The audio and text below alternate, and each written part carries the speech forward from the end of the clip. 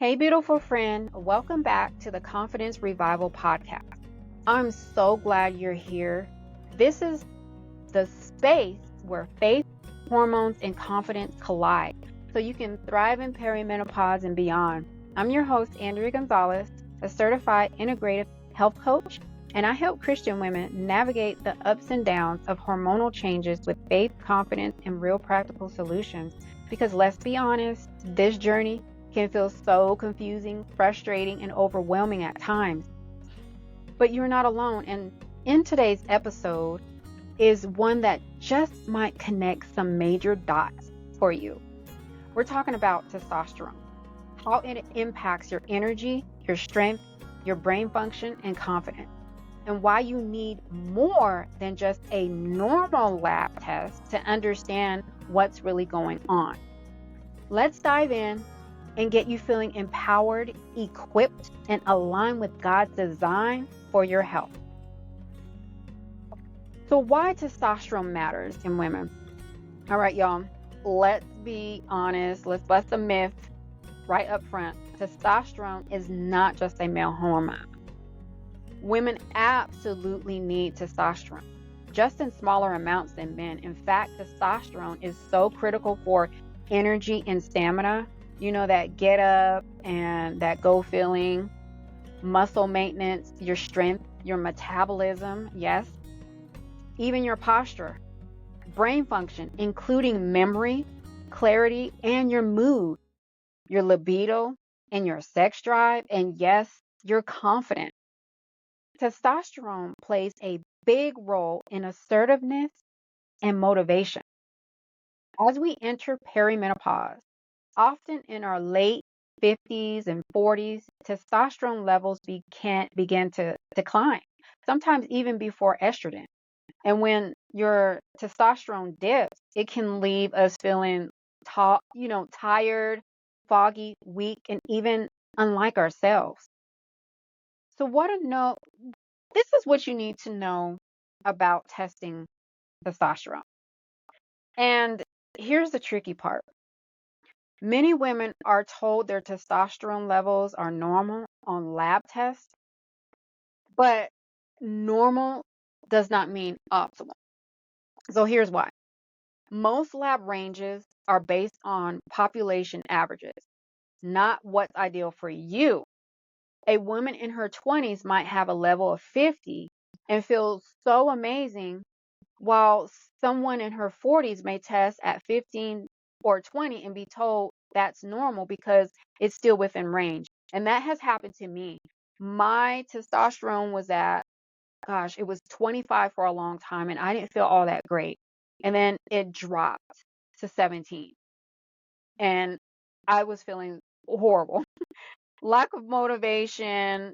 I even started noticing, of course, when you have a decline in your estrogen, I started noticing a little bit more joint pain, and having a lack of testosterone, you can also have that pain too. So keep that in mind. And then with your free testosterone, the active unstable form is often not even measured. And that's where the problem is. That is exactly where the problem lies. So when you're getting tested, you need to ask your provider to check your total testosterone, your free testosterone, your sex hormone binding. This binds up your testosterone and can make even normal levels function low. Okay, and sometimes DHEA for a broader picture. Knowing this full panel helps you make informed decisions and not settle for, girl, you're just fine when you don't feel that way. So let's talk about PCOS and perimenopause. That is polycystic ovarian syndrome. While it's often diagnosed in younger women, PCOS doesn't just go away, and it can actually look different in perimenopause. So some women with undiagnosed with mild PCOS start noticing more belly fat, irregular or heavy periods, facial hair, or hair thinning. You'll have mood swings, anxiety, and still fatigue and that low libido. PCOS is associated with higher androgen, like testosterone, but over time, that can shift. You might go from too much testosterone to suddenly not enough. That's why looking at a full hormonal panel, not just your cycle, is so key during perimenopause. So let's talk about testosterone replacement for women. So what's happening in your levels, all right, when they're low? There are several forms of testosterone hormone replacement therapy for women. You have topical creams or gels, often applied to the inner thighs or the arms. I was using topical cream for a little while, but then when I got tested, I I started taking, gosh, what do you call it? This is horrible.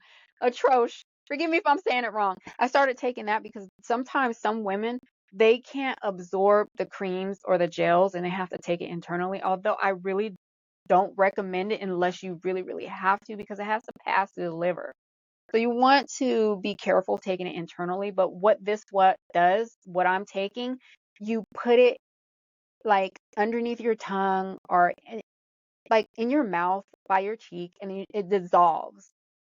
It just melts. So you're not actually swallowing a tablet or a capsule or anything like that. So I prefer that. Um, if my doctor and we've discovered that it's not working, then maybe, I will consider injectables, but it's less common for women. That's another form, the troches. Like it dissolves tablets placed under the tongue, and then you have the pellets inserted under the skin every few months. I'm not really a fan of that, but that is another way. Again, some women, they can't absorb testosterone topically, so you have to get it in. But you really want to make sure you're working with a provider that knows what they are doing, because again, even when you take estradiol um, internally, it has to pass through the liver. The same thing with testosterone, it has to pass through the liver. And I'm not too much of a fan of it, but it depends on if you are optimizing your liver health. You should be okay, but please talk to your provider about that. You always want to start low too. So of these creams and gels, are the most customizable and safest when prescribed in low psychological doses. And so I am on a very low dose, and I get mine compounded here in Vegas at ACRX. You have to find a certified compounded pharmacy that will make up the creams and the troches for you. Again, there is certain places that you can go and get injectables and pellets. Injectables, you actually can inject them yourself, or you can go to a specific provider, and if they're willing to do that for you, you can get that done. That's also another way. So, and here's the thing. When done properly and monitored, testosterone therapy can be so life-changing. A lot of women report, and even I report it, okay? I'm reporting to you increased energy, better sleep. I feel like I can lift heavier. I used to get so tired before I was able to lift heavy weights. Now I can lift heavier. So I feel like I have stronger muscles. For women, improved sex drive. Unfortunately, I'm not partaking in that. I'm living that abstinence lifestyle right now. So I couldn't, comment on that. But from the ladies that I have worked with, they say, I mean, it's to the roof. It feels like they're in their 20s and 30s again. Yes. And a big return of mental sharpness and self assurance. But there are some possible side effects which lead us to, let's talk about the next section, which is the effects of testosterone, HRT. Like any therapy, testosterone replacement isn't a one size fit all. And there can be some side effects if the dose is too high or poorly managed. You have to be like, let me tell you, start low. If you talk to your provider and they want to start you high, leave. Go find someone else. You want to start low. And then with testosterone, I know there's a lot of labs that you have to take just to make sure.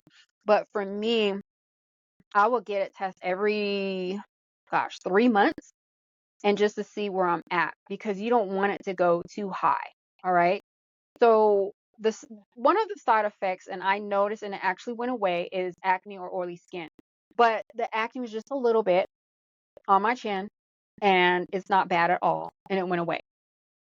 But if it's too high, it would just be an overabundance of acne. And we don't want that. We don't want extra oily skin. All right.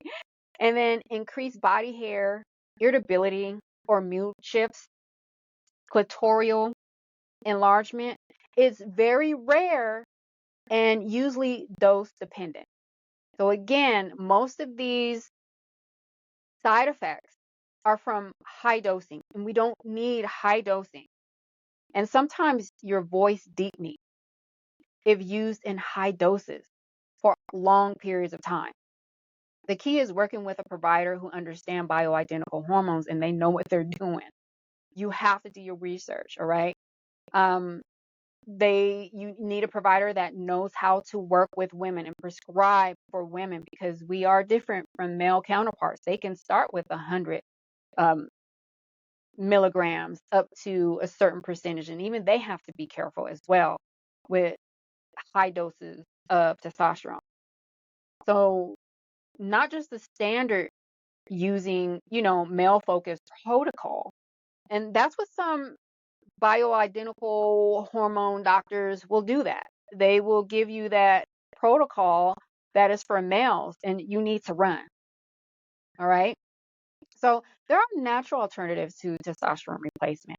Let's talk about that. If you're not ready for it, this type of hormone replacement therapy, or want to try natural options first, here are some ways to naturally support healthy testosterone levels.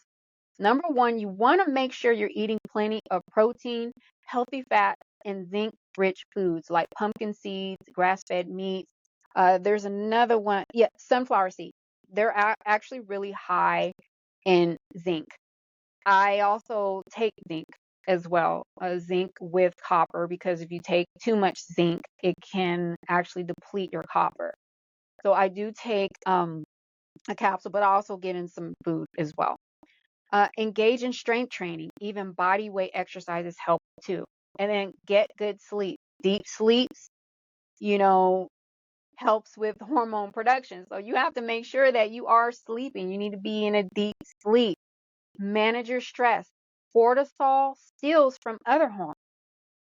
Consider herbs like maca, ashwagandha, but always check with your doctor first. And most importantly, support your overall hormonal balance with food, which leads to a free resource I just made. Okay, that's toward the end. So if you're wondering, what should I even eat to feel better hormonally? I've got you covered, girl.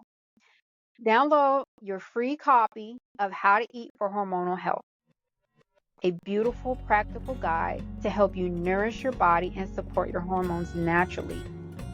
Inside, you'll find simple tips, hormone-friendly foods, and an easy way to get started. You can grab it right now in the show notes. The link is there. Remember, friend, you were created with a purpose, all right? Your body is not broken. I know sometimes you feel like your body is broken, and it is not. And you are not crazy. You're simply walking through a season of transition, and with the right tools, you can feel strong, clear, confident again. So thanks for being here with me today. If this episode encouraged you, please leave a review and share it with a sister or a friend who needs to hear this message. Until next time, stay confident, nourished, and stay rooted in God's truth. Love and blessing.